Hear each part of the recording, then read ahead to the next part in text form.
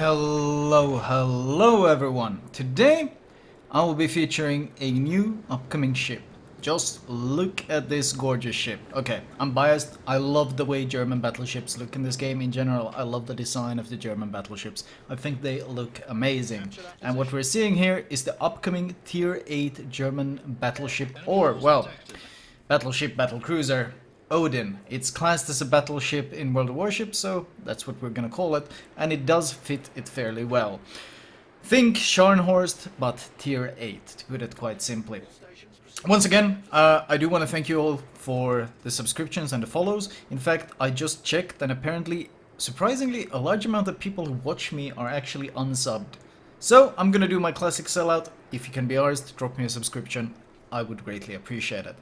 Moving on. The Odin is probably one of the most promising German premiums I've seen in a while, and considering as of late the German premiums have been basically Siegfried and Mines, neither of the ships that have really honestly really interested me in any way. Both of them have been very underwhelming.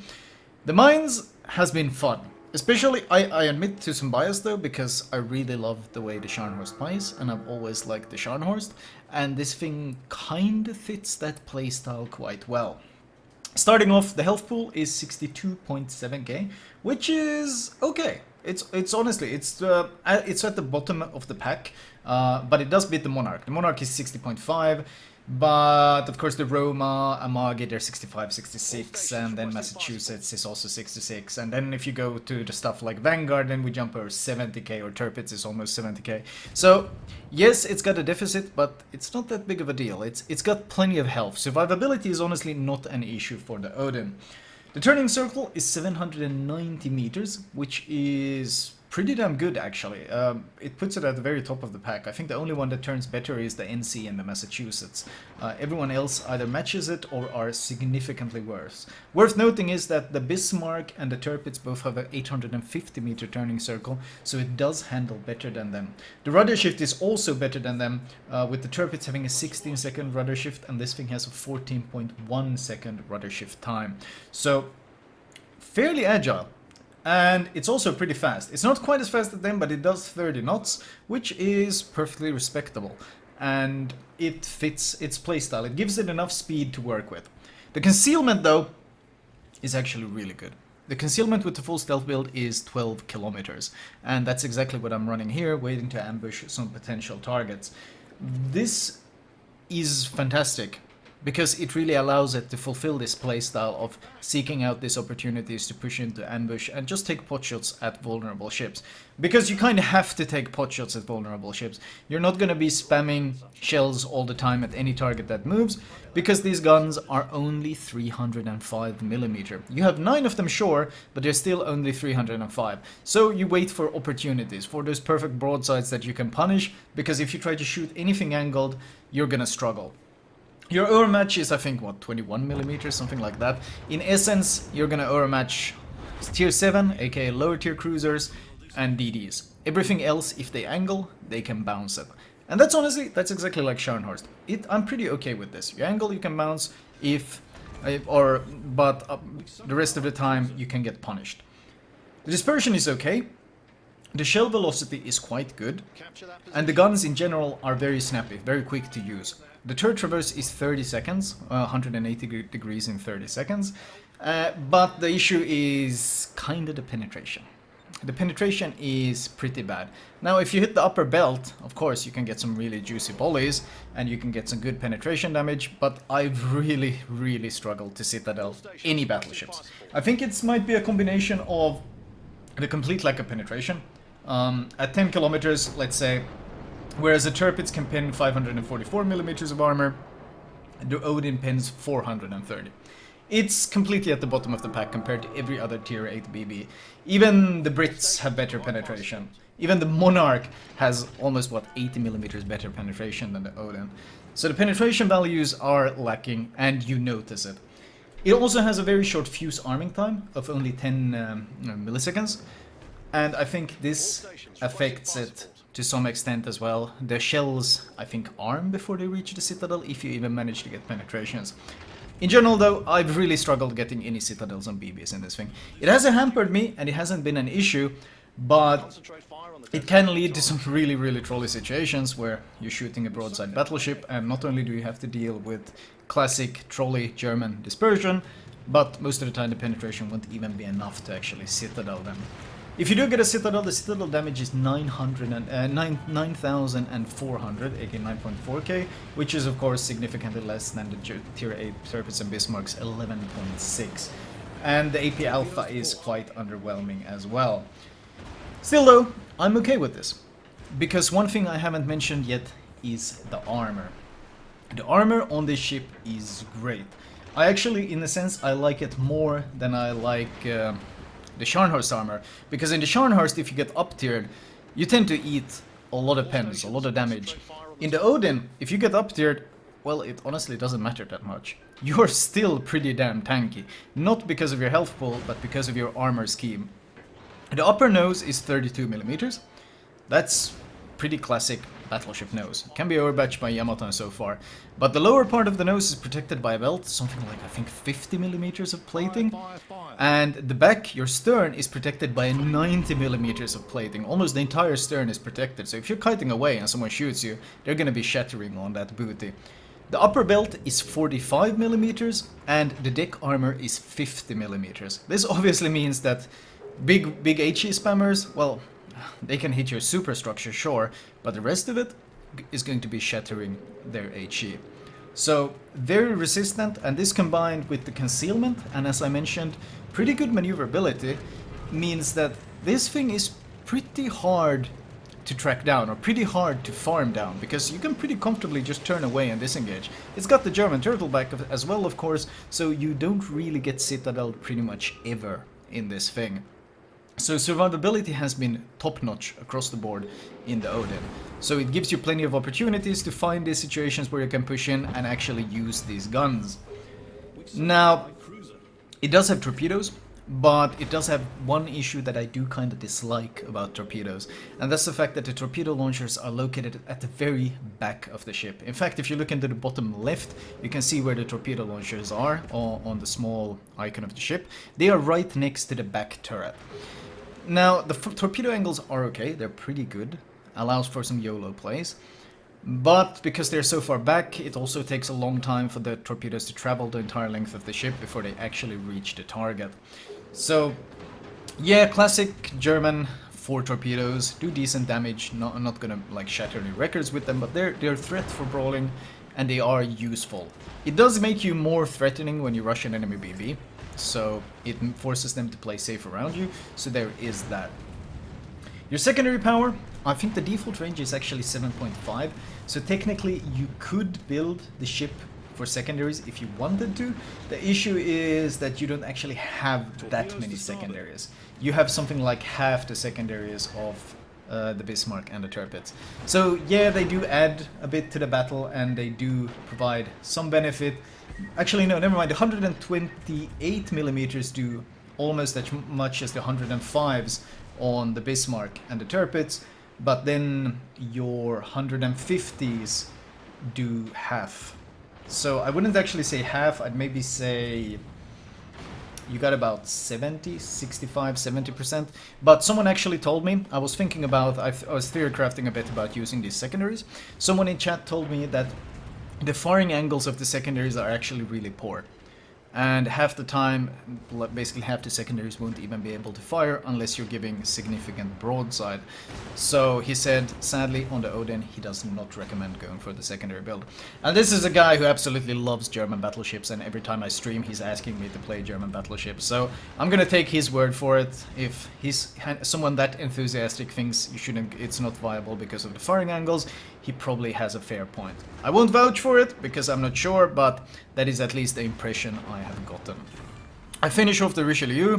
He kind of drew me away from the rest of the battle on a bit of a merry race, but I did want to secure that kill and get rid of him so I can turn away without being afraid of being shot in the broadside.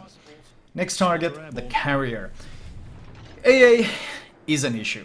AA is absolutely an issue. Your total AA power is very lacking. Even tier 8 carriers can cause you significant issues. I mean, you can mitigate a fair amount of the damage but ultimately if they want to strike you, they will strike you.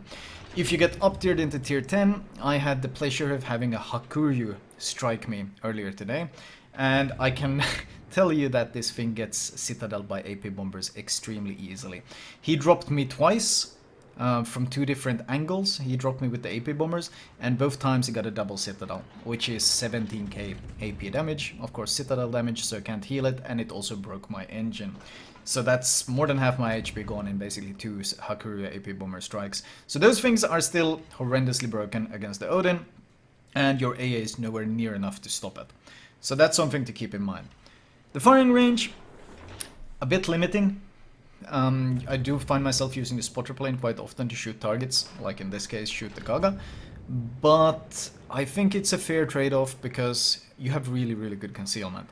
So you trade range, but you get good concealment, and you're not really afraid to push in and actually use that good concealment to ambush other ships because, well, you got a turtle back, so you can turn away without being completely blapped.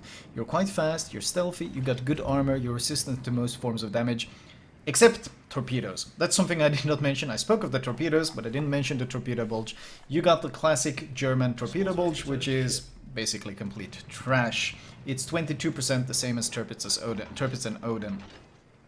Now, unlike them though, something I didn't mention, normally when you pick between Tirpitz and Bismarck, you kind of have a trade-off. If you play the Bismarck, you get Hydro. If you play the Tirpitz, you get torpedoes. With the Odin, it's kind of unique because you get to choose both Hydro and torpedoes. Now, obviously, this greatly enhances its YOLO capabilities, its rushing capacity. You feel much more comfortable pushing in to brawl someone when you got Hydro to counter the incoming torpedoes on the way, especially since your torpedo bulge is pretty lacking. So, summing it up, Odin is super promising. I've been playing it a fair few games. The performance has been good across the board. I've struggled, the games I've struggled have mostly been when a carrier has targeted me. Those have been really the biggest issues. But the rest of the time, this ship has performed really well. And I don't really feel it's that overpowered either, or like very overpowered at all, because what it does is it punishes broadsides. And just like the Scharnhorst, it punishes poor play. If you angle in, pretty much everything can bounce this AP. In fact, I struggled, a Brindisi was kiting me, and he just kept farming me to the extent that I would have needed to switch to HE to kill him unless my team had helped. Because you don't do enough damage targeting the superstructure with the AP, it takes too long, and the DPM simply isn't enough. Did I mention the reload on the guns? I might not actually have mentioned the reload on the guns, which is pretty significant. Namely, I think it's 20 seconds across the board on all guns. So, of course, you can't slot the tier 9 module, but with AR kicking in, you tend to end up with something like about 17 seconds, 16.5 seconds reload instead of the normal 20. And being able to basically blap out these volleys on almost a cruiser reload is extremely satisfying. So the poor dispersion and the poor penetration gets offset by the fact that your reload is excellent. And of course this reload makes the ship even more fun to play. This game though, I've kind of pushed through this flank, picked up 5 kills on the way, 5 citadels, shot down some planes, got some secondary hits in, even picked up a cap, and at this point I'm actually kind of gonna go in ham because, well, shouldn't be too much risk of us losing because, well, we got a Kagero that's just running away. So all the Kagero really needs to run away and we can farm these broadsides and we should be pretty safe. That is the plan. That is the idea, that is the hope. And we got a Fusion here who also shouldn't be spotted for any reason and can just run away. But this is where I make a mistake. What I didn't mention is this game here I'm showing was my first time playing this ship. So I was kind of experimenting with everything, trying to figure out how does it work, what can I do, what can't I do. And so far the ship has handled so well. It's been such a smooth ride. It's done exactly what I asked it to. I've dodged torpedoes, I pushed in, I've angled against shells. It has felt very consistent and very strong. But you gotta remember that in the end, this is not a cruiser, it is a battleship. And it doesn't stop like a cruiser does. And that's where I make my mistake. I know the Lightning will be pushing in, and I assume he will be torping at some point, but I'm trying to finish off the New Orleans and of course delay this cap as much as possible. Note how little my secondaries on the left side are shooting, the thing I highlighted earlier. My left side secondaries are barely shooting on that NC, even though he is within range. Also struggling to get a kill on that New Orleans. And this is here. I know there's gonna be torps coming. I figure, oh, you know what? I can stop here. I'm not gonna glide out. You see, I got it on full stop. But you see how slow I'm actually stopping. I pop hydro, and my ship is not stopping. So I realize, oh crap. Well, at this point I realize, well, I have to secure the win at least. So instead of shooting anything else, I turn my guns. That fast turret traverse allows me to turn the guns and at least delete the Lightning. But that was basically a really stupid mistake and something that happened because I'm unused to how the ship behaves. And not a mistake I would do again. Next time I would stop a lot sooner because now I know the ship likes to glide. Ultimately though, killing the DD was all we needed because at that point all my team needed to do to win was for my remaining destroyer to just run away, and because they don't have enough time to regain the points that they lost. So this ends up being a win. For a first game, really promising. Really promising. Only 164k, but in terms of how the ship feels, how consistent it feels and how good it feels. And of course I played a lot more than just this game. I played it well, up, down tiered and up tiered and basically against multiple different targets. And Odin felt really nice. So, a promising premium. I can't believe it.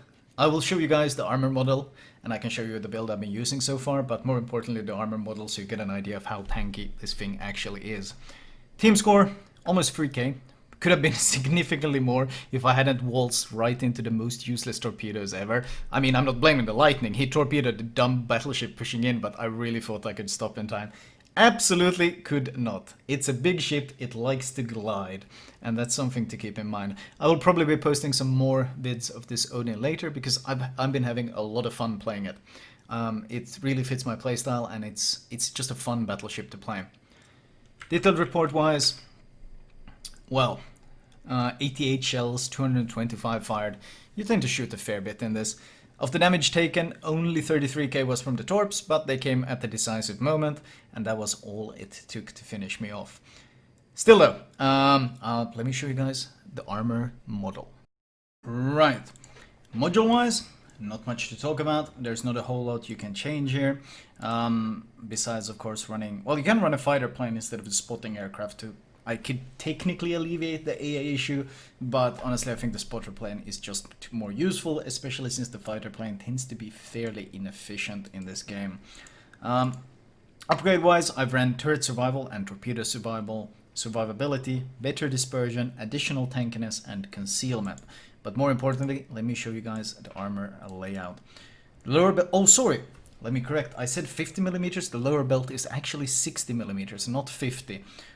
Which of course means that you'll also be shattering semi-armor piercing from the Italians and Hinden IFHE. So that's pretty important. Oh, and of course Henry IFHE as well. Not that they would probably be aiming for your lower nose, but hey, it's important to keep in mind. Upper nose is 35, deck armor 50, upper belt 45, and then of course you got your broadside armor of 320, and as normal the German turtleback. You have a fair bit of citadel below, but it's waterline, and honestly you are so unlikely to get citadel in this thing, just as likely as in a Bismarck and a Tirpitz, I would assume. It can happen if you make some steep turns at close range or if you get hit from really far away, but the rest of the time the chances of actually being citadeled is very slim. So survivability wise the ship is excellent. Build wise I've been running basically the standard battleship build, which is priority expert loader, jack of all trades, turret traverse, adrenaline rush, superintendent, fire prevention and concealment expert. Now turret traverse is kinda not really necessary. I run it because I can't think of a better thing to run, and it gives me a ridiculous cruiser level turret traverse, which I find a lot of fun on the Odin, but I don't think it's really necessary. You could probably afford to put those 2 points into something else. Maybe high alert for faster damage con. I like the way it is though. I like this build. It's been a ton of fun to play. And as you can see, the concealment, plane concealment 8 kilometers. And also important to note, the smoke firing penalty is only 11.9. This is important because if you're not detected and someone smokes up, you know you can shoot him because your detectability range is just slightly more. So I've been actually using it as kind of a warning, as a personal note. Anyway, that was the Odin. Stay tuned on the channel, subscribe if you like. I will be covering some of the other ships that I've been given access to, namely the Goliath, the upcoming Tier 10 Royal Navy heavy cruiser, Silly Wangi, basically a new Loyang type of ship. It's an Ognaboy with Hydro. It's actually been surprisingly good. The Mines, a ship I'm not quite as hyped for, but they have buffed it and improved it. And the London, which honestly seems completely insane because it's a tier 6 heavy cruiser that has access to heal, hydro and smoke. But more on these ships later. I hope you guys enjoyed it. I will talk to you guys later.